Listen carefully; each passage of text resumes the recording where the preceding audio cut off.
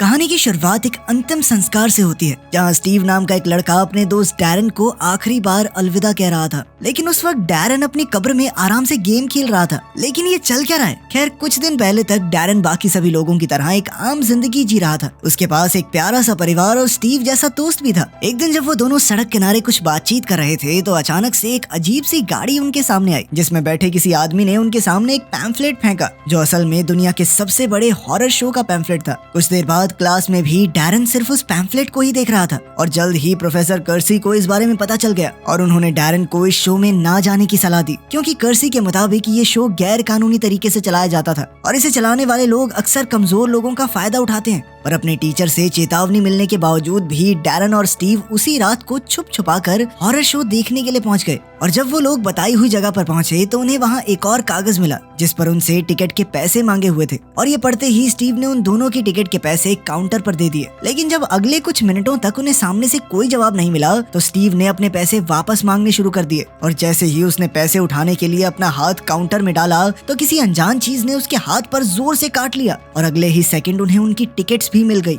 इसके बाद जब वो लोग अंदर गए तो उनकी मुलाकात एक अजीब से आदमी से हुई, जिसने उन दोनों से पूछा कि तुम्हें कोई दिल विल की बीमारी तो नहीं है ना। जब दोनों ने इसका जवाब ना में दिया तो उन्हें अंदर भेज दिया गया, जहाँ सबसे पहले एक बड़े सर वाले आदमी ने वुल्फ शो दिखाया, जिस दौरान भेड़िए ने दर्शकों में बैठी हुई एक औरत का हाथ चबा दिया, जिसे देखकर सभी लोग डर गए थे। और अगले ही सेकंड अचानक उस औरत का हाथ दोबारा से उग गया, जिसके बाद उसने उन सभी को अपना नाम कोरमा लिम्स बताया और यही उसकी सुपर पावर थी। इसके बाद स्टेज पर अलेक्जेंडर नाम का एक आदमी आया, जिसके पेट में बहुत बड़ा छेद था। और फिर डायना की बारी आई, जो अपने दांतों से रस्सी को पकड़कर नीचे उतर सकती थी। डायना के बाद एक आदमी की बारी आई, जिसके पास दो बड़े बड़े पेट थे और उन सभी ने एक के बाद एक अजीबोगरीब करतब करके दिखाए। अब बारी थी मैडम ट्रुस्का की, जिसने डैरन को अपने साथी के तौर पर चुना। और जैसे ही उसने डैरन को छुआ तो अचानक ट्रुस्का के चेहरे पर दाढ़ी उग गई और ठीक उसी वक्त ट्रुस्का को डैरन के बारे में अजीब अजीब सी चीजें दिखाई दी। और जब उसने डैरन से उसका नाम पूछा तो डैरन ने झूठ बोलते हुए अपना नाम फ्रेड बता दिया। अपनी दाढ़ी काट कर ट्रुस्का ने तुरंत ही अपनी परफॉर्मेंस को खत्म कर दिया, जिसके बाद उसने बैक स्टेज जाकर मिस्टर क्रेप्सली से स्टेज पर ना जाने को कहा, क्योंकि उसके मुताबिक कोई अनहोनी होने वाली है। लेकिन क्रेप्सले उसकी बात न मानते हुए स्टेज पर चला गया, जहाँ उसने सभी को बताया कि उसका स्पाइडर मैडम ऑक्टा अपने पिंजरे से भाग गया है। इसके बाद क्रेप्सले ने अपनी टोपी से एक खरगोश निकालने की कोशिश की, पर सभी को हैरान करते हुए उसकी टोपी में से मैडम ऑक्टा निकला, जो बहुत ही ज्यादा जहरीला था। सभी के सामने खुद को शांत रखते हुए क्रेप्सले ने उसे काबू करने की कोशिश की, पर उस मकड़ी ने जगह जगह कूदना शुरू कर दिया, जिसके बाद क्रेप्सले ने उसे एक बांसुरी से काबू करने की कोशिश की। तभी स्टीव ने डैरन को बताया कि उसने क्रेप्सले के बारे में एक किताब में पढ़ा था, जिसके मुताबिक क्रेप्सले असल में एक इंसानी रूप में छुपा हुआ राक्षस था।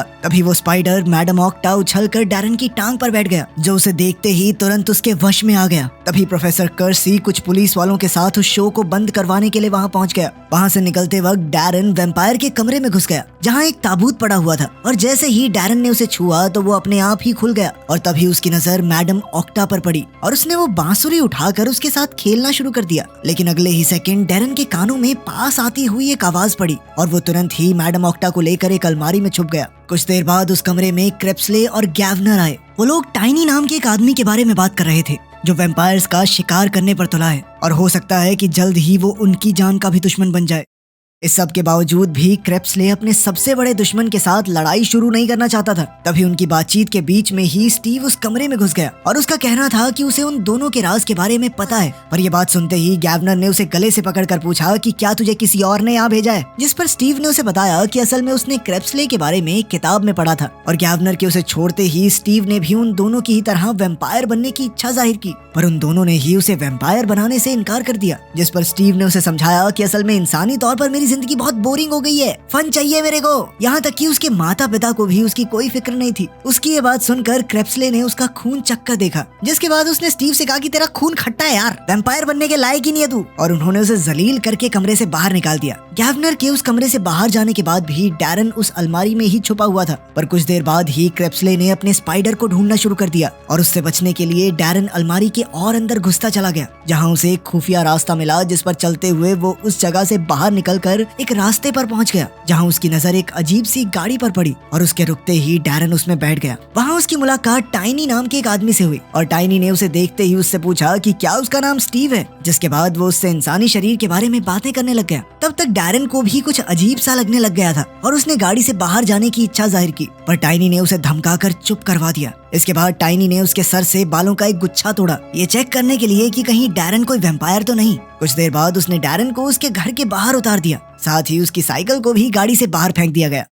अगली सुबह डैरन उस स्पाइडर को अपने स्कूल लॉकर में छुपाते वक्त उससे बातें कर ही रहा था कि तभी स्टीव वहां पहुंच गया और जैसे ही उसे मैडम ऑक्टा के बारे में पता चला तो उसने अपने दोस्त को डांटना शुरू कर दिया, जिसके बाद वो मैडम ऑक्टा को करीब से देखने लग गया। पर स्कूल की घंटी की आवाज सुनते ही अचानक से वो पिंजरा स्टीव के हाथ से गिर गया, जिसके चलते वो स्पाइडर आजाद हो गया। और ठीक उसी समय बहुत सारे बच्चे भी क्लासेस से बाहर निकल आए, जिससे वो स्पाइडर काफी ज्यादा डर गया था। ये देखने के बाद डैरन ने बांसुरी की मदद से उसे वापस बुलाने के बारे में सोचा, पर उससे वो बांसुरी भी नीचे गिर गई। कुछ देर बाद बाकी बच्चों को भी मैडम ऑक्टा के बारे में पता चल गया और अब सभी बच्चे बहुत ज्यादा डर रहे थे। उधर वो स्पाइडर स्कूल से बाहर निकलने की कोशिश कर रहा था और इधर स्टीव एक झाड़ू से उसे मारने की किसी तरह बचते बचाते हुए वो स्पाइडर छत पर चला गया, जहां वो एक ग्लू से चिपक गया। और इस मौके का फायदा उठाकर स्टीव ने उस पर अपना झाड़ू फेंककर हमला कर दिया, जिससे वो स्पाइडर नीचे आ गिरा। इसके बाद स्टीव ने उसे दोबारा मारने की कोशिश की, लेकिन डैरन ने ऐन वक्त पर उसे रोक दिया और इसी मौके का फायदा उठाकर मैडम ऑक्टा एक खिड़की से निकलने की कोशिश में लग गया, पर बदकिस्मती से वो स्पाइडर अब खिड़की में फंस गया। ये मौका देखते ही स्टीव उसे कुचलने के लिए पहुंचा, पर कुछ सेकंड बाद ही उसे एहसास हुआ कि स्पाइडर असल में उसकी शर्ट के अंदर घुस गया था। स्टीव ने उसे बाहर निकालने की कोशिश की तो मैडम ऑक्टा ने उसके चेहरे पर काट लिया, जिसके बाद वो स्कूल से बाहर निकल गया। पर उसके काटते ही स्टीव तुरंत ही बेहोश हो गया और अब अपने दोस्त को बचाने के लिए डैरन एक बार फिर से हॉरर शो में क्रेप्सले से मदद मांगने के लिए पहुंचा। और अपनी बातचीत के दौरान डैरन के सामने एक ऑफर रखा गया, जिसके मुताबिक उसे आधा वैम्पायर बनकर क्रेप्सले की टाइनी से बचने में मदद करनी होगी और इसके बदले में क्रेप्सले उसके दोस्त को बचाएगा। कुछ देर तक सोचने के बाद डैरन इसके लिए तैयार हो गया। इसके बाद क्रेप्सले ने डैरन की उंगलियों के सिरे पर कुछ निशान लगाए और फिर उन दोनों ने एक दूसरे से हाथ जोड़ लिया, जिसके तुरंत बाद अचानक डैरन नीचे गिर गया। पर जैसे ही उसने अपनी उंगलियों को चाटा तो उसके सभी जख्म तुरंत ठीक हो गए। इसके बाद डैरन अपने मास्टर की पीठ पर चढ़ा और वो दोनों तुरंत ही हॉस्पिटल पहुंच गए, जहां स्टीव काफी कमजोर हालत में पड़ा हुआ था। क्रेप्सले ने तुरंत ही स्टीव के हाथ पर छेद करके अपने मुंह से उसके शरीर में एंटीडोट डाल दिया। इसके साथ ही क्रेप्सले ने डैरन को अपनी शक्तियों का इस्तेमाल करते वक्त सावधानी बरतने की सलाह दी। अगले दिन से उन दोनों ने वापस स्कूल जाना शुरू कर दिया, लेकिन वो हैरान तो तब हुआ जब डैरन ने अपने नाखूनों से ही पूरे बोर्ड को खुरेद दिया। अपने घर पर भी डैरन अब मीट को वैम्पायर्स की तरह खा रहा था। दरअसल अब वैम्पायर बनने के बाद उसे खून पीने का मन हो रहा था और उसने बड़ी मुश्किल से अपनी छोटी बहन पर हमला करने से खुद को रोका। उसी रात क्रेप्सले उससे मिलने के लिए उसके कमरे में आया, जहां उसने डैरन से अपने परिवार को हमेशा के लिए भूल जाने को कहा। इसके लिए डैरन को अपनी मौत का झूठा नाटक करना होगा। क्रेप्सले की इस बात को दिमाग में रखते हुए डैरन ने अपने परिवार वालों को एक आखिरी बार अलविदा कहा, जिसके बाद क्रेप्सले ने उसे एक खास दवाई दी, जिसने डैरन के मुंह और हाथों को सुन्न कर दिया। जिसके बाद क्रेप्सले ने जोर से उसकी गर्दन को घुमाकर उसे मार डाला। डैरन के अंतिम संस्कार पर स्टीव ने अपने दोस्त को एक मोबाइल फोन दिया और तभी उसकी नजर डैरन के हाथों पर लगे जख्मों पर पड़ी। इन्हें देखकर स्टीव को लग रहा था कि शायद वो जिंदा है और इसीलिए उसने अपने दोस्त को वापस उठाने की बहुत कोशिश की, पर टीचर ने उसे बीच में ही रोक दिया। उस कमरे से बाहर निकलते वक्त स्टीव ने अपने मुंह से च्युइंगम निकालकर जमीन पर फेंक दी, पर वो ये नहीं जानता था कि टाइनी हर वक्त उसका पीछा कर रहा था और उसने तुरंत ही वो च्युइंगम उठा ली। उसी रात क्रेप्सले चुपचाप डैरन की कब्र के पास पहुंच गया और उसने मिट्टी खोद कर डैरन को बाहर निकाल लिया, जो उस वक्त अपने फोन में आराम से गेम खेल रहा था। पर तभी क्रेप्सले को किसी और के भी वहां होने का एहसास हुआ और उसने तुरंत ही डैरन को वापस गड्ढे में धकेल दिया। पर तभी टाइनी के एक साथी वैम्पायर मर्टन ने अचानक उस पर हमला कर दिया, जिसके बाद वो दोनों भी लड़ते लड़ते उस गड्ढे में गिर गए। अपनी लड़ाई में पूरी तरह डूबे हुए वो दोनों ही एक दूसरे पर एक के बाद एक वार कर रहे थे। पर तभी क्रेप्सले डैरन को बचाने के लिए उसके सामने खड़ा हो गया, लेकिन फिर मर्टन ने उसे उठाकर बाहर फेंक दिया। अब डैरन मर्टन के सामने बिल्कुल अकेला था। पर तभी क्रेप्सले ने दोबारा आकर मर्टन पर फावड़े से हमला कर दिया, जिसका फायदा उठाकर डैरन वहां से भाग निकला। पर कुछ ही सेकंडों बाद मर्टन ने दोबारा उस पर हमला करते हुए उसे एक बोरी में पकड़ लिया। जैसे ही क्रेप्सले को इस चीज का एहसास हुआ तो उसने एक पत्थर फेंककर मर्टन को गिरा दिया, जिसके बाद वो डैरन को लेकर सीधा रोड पर पहुंच गया, जहां उन्होंने रोड के बीचों बीच खड़े होकर मर्टन का इंतजार किया। और जैसे ही वो उनके सामने आया तो वो दोनों वहां से गायब हो गए, जिसके चलते मर्टन की टक्कर एक ट्रक से हो गई। और जब वो ट्रक ड्राइवर मर्टन को देखने के लिए नीचे उतरा तो मर्टन ने उस पर भी हमला कर दिया। उधर क्रेप्सले डैरन को हॉरर शो के कैंप में ले गया, जहां उसकी मुलाकात वहां पर रह रहे सभी लोगों से हुई। क्रेप्सले ने मिस्टर टॉल को टाइनी के प्लान के बारे में भी बताया कि कैसे वो डैरन को अगवा करने की कोशिश कर रहा था। ठीक उसी समय पर डैरन उनकी बातें टेंट के बाहर खड़ा होकर सुन रहा था। तभी उसकी मुलाकात एक लड़की से हुई और डैरन ने उसे भी अपने साथ बातें सुनने के लिए बुला लिया। पर तभी सर्कस हेड को उन दोनों के बारे में पता चल गया, जिसके बाद उन्होंने उस लड़की से डैरन को एवरेस्ट के टेंट में ले जाने को कहा, जो अब उसका नया घर बनने वाला था। पर रास्ते में उस लड़की ने ये जिम्मेदारी एक छोटे राक्षस को दे दी। फिर एवरेस्ट ने अपने नए साथी को उसका कमरा दिखाया। अगले दिन स्कूल में कुछ लड़के डैरन के बारे में बकवास कर रहे थे और उनकी बातें सुनते ही स्टीव ने एक लड़के के मुंह पर मुक्का मार दिया। इस लड़ाई की वजह से कर्सी ने भी उसे क्लास से बाहर निकाल दिया, जिसके बाद स्टीव का मन बहुत ज्यादा खराब हो गया। पर तभी टाइनी उससे मिलने के लिए पहुंच गया और उसने स्टीव को बताया कि उसका बेस्ट फ्रेंड अभी भी जिंदा है और उसी ने स्टीव के हाथ से वैम्पायर बनने का मौका छीन लिया था। और ये सब बताकर टाइनी ने स्टीव को भड़काना चालू कर दिया। उधर डैरन को कई सारे काम करने की जिम्मेदारी दे दी गई थी। इसके साथ ही वो अपने गुरु की तरह तेज भागने की कई नाकाम कोशिशें कर रहा था। कुछ देर बाद अब डैरन को अपने दोस्त स्टीव की याद आ रही थी और इसीलिए वो उसे फोन करने के बारे में सोच रहा था। पर तभी क्रेप्सले ने वहाँ आकर उसका फोन तोड़ दिया। कुछ देर बाद टाइनी उनके कैंप में आया, जिसे देखकर कई सारे छोटे छोटे राक्षस बहुत ज्यादा खुश थे। टाइनी ने अंदर जाकर मिस्टर टॉल के सामने कहा कि मुझे डैरन वापस दे दो, जिस पर मिस्टर टॉल ने कहा कि मैं सोचूंगा इस बारे में, मन नहीं है मेरा बाकी। जिसके बाद वहाँ से जाते वक्त टाइनी ने उन्हीं छोटे छोटे राक्षसों को डैरन पर नजर रखने के लिए कहा।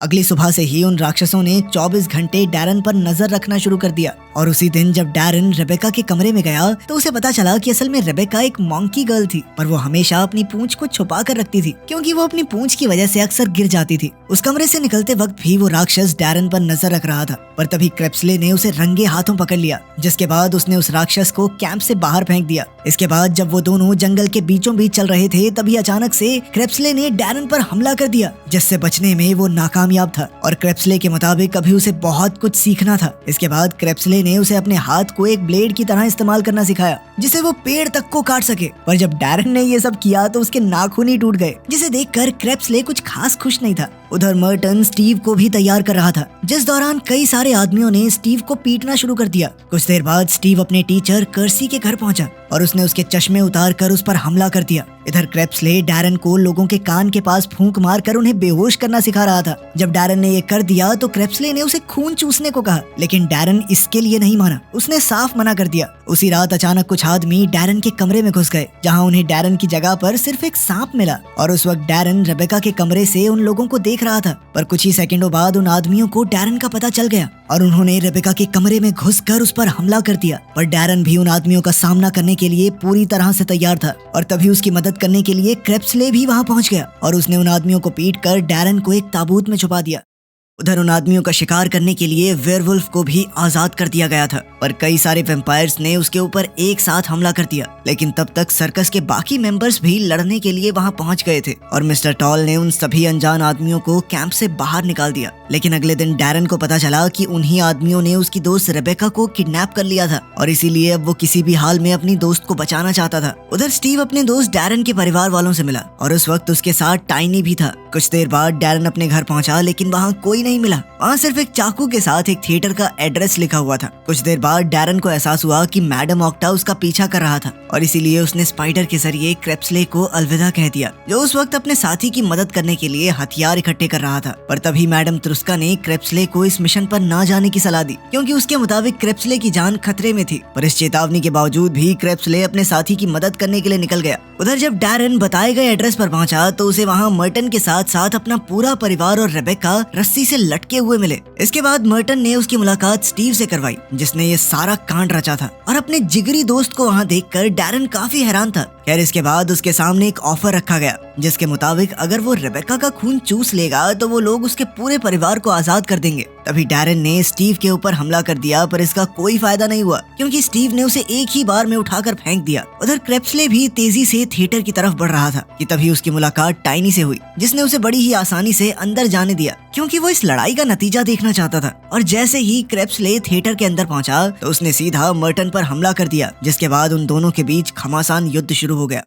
उधर स्टीवन मैडम ऑक्टा को मारने की कोशिश में लगा हुआ था, पर वो लोग ये नहीं जानते थे कि रेबेका अपनी पूंछ की मदद से खुद को आजाद करने में लगी हुई थी। इधर जब सभी लोग लड़ रहे थे तो रेबेका डैरन को वहाँ से दूर ले गई, जहाँ उसने डैरन के सामने अपना खून चूसने का ऑप्शन रखा ताकि वो स्टीव से लड़ने के लिए ताकत इकट्ठी कर सके। लेकिन डैरन को डर था कि कहीं वो इस सब में अपनी इंसानियत ना खो दे। उधर मर्टन और क्रेप्सले के बीच में जबरदस्त लड़ाई चल रही थी और वो दोनों एक दूसरे को कभी जमीन और कभी छत पर पटक रहे थे। पर तभी अचानक से स्टीव ने भी बीच में घुसकर क्रेप्सले पर चाकू से हमला कर दिया, जिसके बाद मर्टन ने उसे उठाकर फेंक दिया। पर जैसे ही वो लोग एक आखिरी हमला करने वाले थे तभी डैरन ने तेज रफ्तार से आकर स्टीव पर हमला कर दिया और मौका देखकर क्रेप्सले ने भी एक चाकू उठाकर सीधा मर्टन के दिल में घुसा दिया। मर्टन के मर जाने के बावजूद भी स्टीव लड़ना चाहता था और इसीलिए उसने डैरन पर हमला कर दिया, जिसके बाद वो दोनों आपस में लड़ने लग गए और इस दौरान उनकी रफ्तार इतनी ज्यादा तेज थी कि उन्हें देख पाना तक मुश्किल हो रहा था। पर जैसे ही डैरन ये लड़ाई जीतने वाला था तो उसने अपने दोस्त को जान से मारने से मना कर दिया, लेकिन इस मौके का फायदा उठाकर स्टीव ने उस पर दोबारा हमला कर दिया। पर तभी टाइनी ने उनकी लड़ाई को रोक दिया। इसके बाद टाइनी ने मर्टन की लाश पर एक मंत्र मारा जिसने उसे एक छोटे राक्षस में बदल दिया, लेकिन स्टीव ने अभी भी डैरन को माफ नहीं किया था और वो डैरन से बदला लेने की कसम खाकर टाइनी के साथ वहाँ से चला गया। फिर डैरन ने अपने पूरे परिवार को अलविदा कहा और उनकी याददाश्त मिटा दी ताकि उन्हें ये अजीबोगरीब दिन याद ही ना रहे। साथ ही डैरन को पता चला था कि रेबेका उसे पसंद करती थी, जिसके बाद वो दोनों काफी करीब आ गए। उसी शाम मिस्टर टॉल ने कैंप में डैरन के लिए वोटिंग करवाई, जिसमें सभी लोगों ने उसे अपनी टीम का हिस्सा बनाने के लिए वोट दिया और आखिरकार वो उन अजीबोगरीब लोगों के परिवार का हिस्सा बना।